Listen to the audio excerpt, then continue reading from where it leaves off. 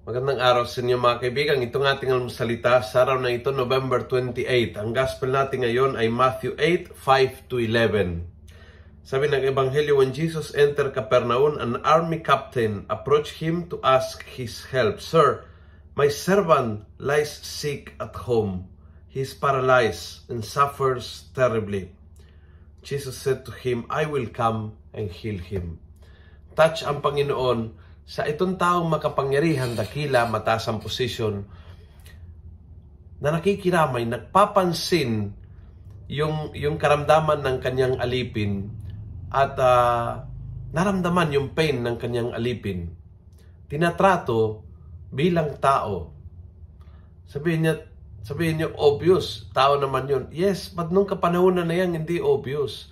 Hindi tinatrato bilang tao ang mga alipin. Tinatrato bilang gamit ang mga alipin.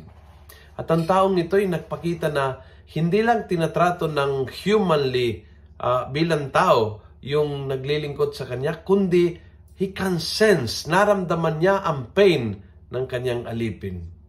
Hindi lang naawa, kundi naramdaman niya ang sakit ng kanyang alipin. At hindi lang yan, willing siyang gumawa ng paraan upang tulungan. Definitely, itong taong ito, itong malaking na opisyales, itong army captain, was a great man. Isang tao na maayos ang trato sa mga tao, pantay-pantay kahit alipin niya. Nakikiramdam ang pain ng kanyang kasamahan at willing gumawa ng paraan. And I think that's the definition of a great person. A person that treats equally, mahirap, mayaman, pare-parehas, pantay-pantay ang trato, nararamdaman ang pain na nararamdaman nila, has compassion, at willing gumawa ng paraan upang tulungan, has charity.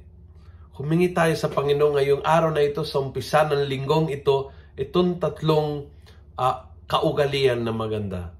To be real human, bilang human, to be compassionate, to have empathy, at bilang empathic na human na gumagawa ng paraan. To be proactive sa pagtulong sa ating kapwa.